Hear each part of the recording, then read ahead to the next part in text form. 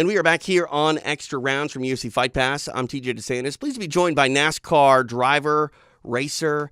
I don't even, what is the preferred vernacular here? Harrison Burton, by the way, joins me. Do you prefer driver, race? I mean, you're obviously racing, but I mean, driver seems like the more proper title. That's what I get called the most. I like racer too.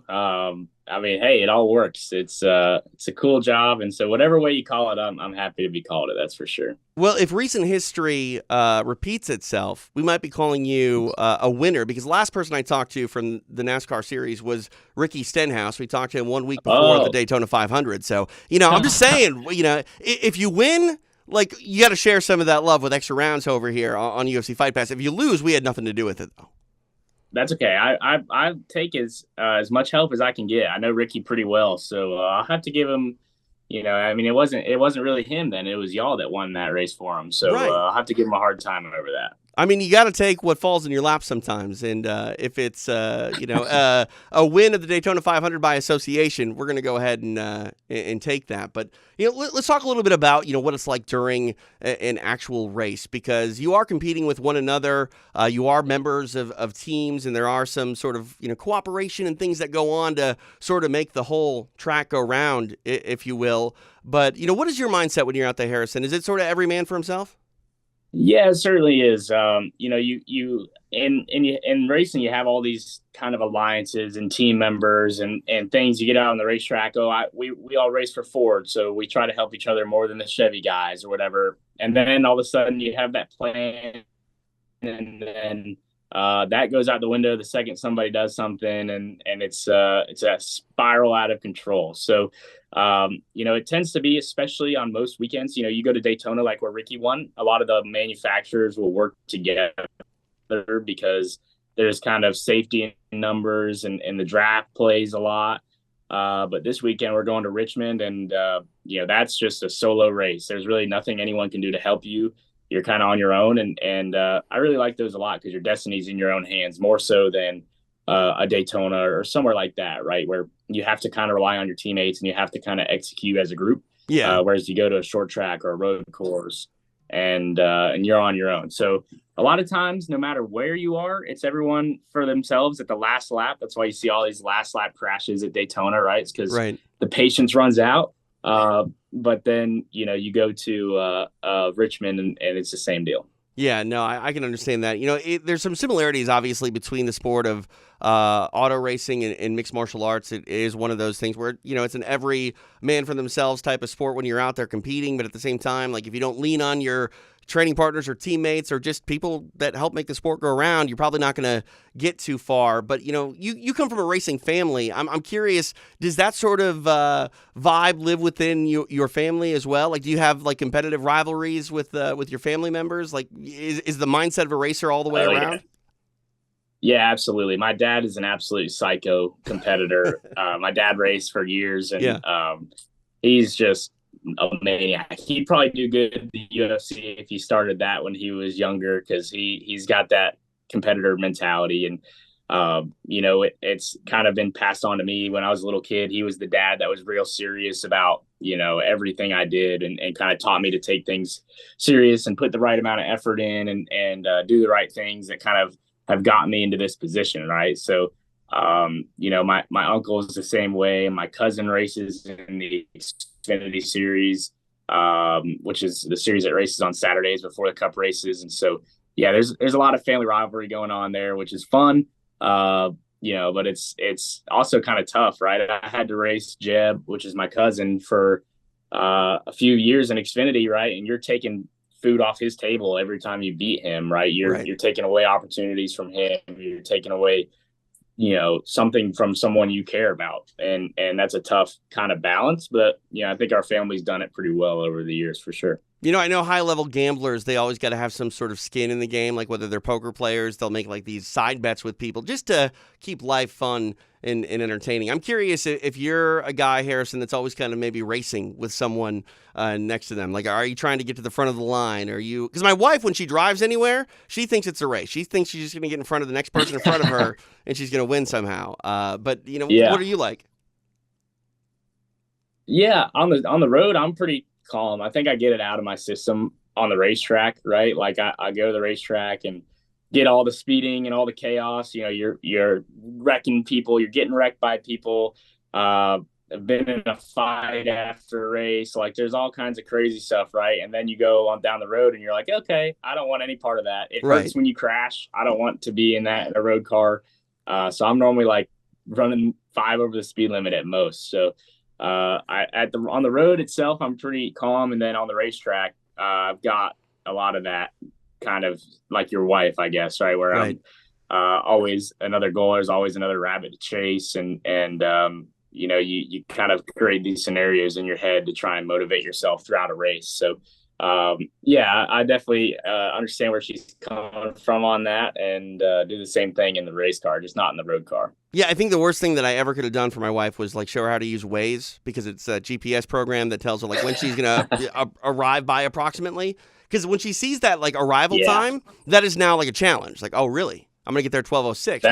That'll get me every now and then. I'll see that and I'm like, oh, I got to beat that time. That gets me, reaches out and grabs me every now and then, but I try and not have that happen. So I grew up in Minneapolis, and at the Mall of America, they used to have this NASCAR simulator called Silicon Valley Speedway or whatever, and you were able to get into a pretty accurate NASCAR simulator and race with people around you. And I remember there was this one night, not a lot of people were going. The Mall of America is like weird. Like it's really great for tourists, but in like off-peak seasons, not a lot of people that are there that are locals. So to incentivize locals to come out and race, they would basically have you come out and pay $50 and you could do unlimited races for like 4 or 5 hours.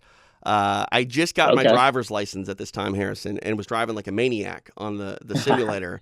And let me just say, when I got to my car and got the old clunkety Saturn on the road to go home, I had to remind myself like, oh, someone could pull me over and write me a ticket right now.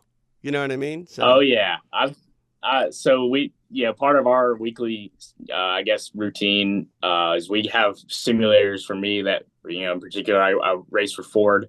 Ford has a simulator, purpose-built, engineers in there full time. I mean, it's a multi-million-dollar operation, right? And you go in there and run laps. And I've had the same feeling where I'll leave the simulator and have to remind myself I'm not still in the simulator. I'm on a actual road in an actual car, and I have to slow myself down. So it's funny you say that, because I've had that same experience. Yeah, let's talk a little bit about Richmond coming up. Obviously, you're an experienced driver.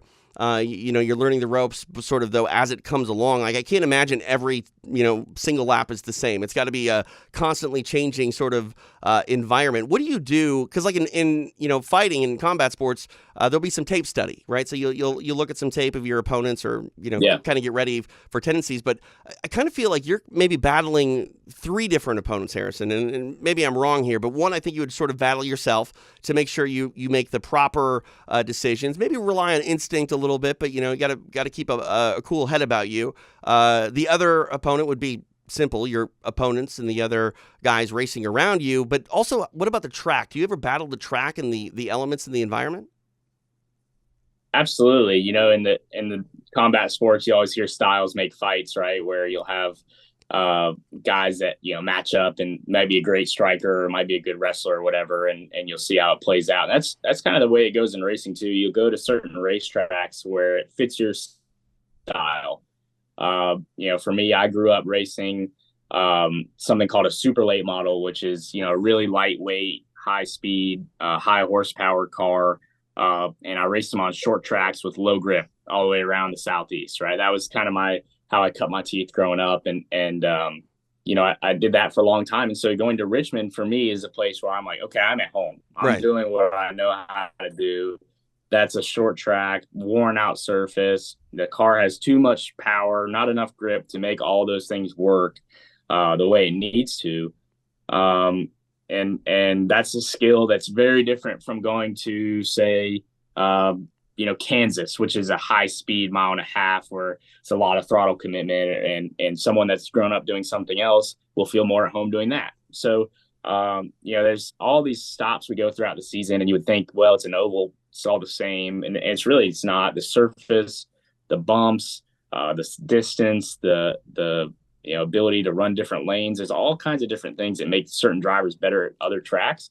And normally you'll see, just like in the UFC, the guy that can do them all is normally the champion. Well, if the racing gods helped us all to get Ricky Stenhouse a win, the racing gods might be telling us we need to let you go, Harrison, because some issues here with our technology. But last question on the way out here, we're talking a little bit about the elements and you know the different opponents out there.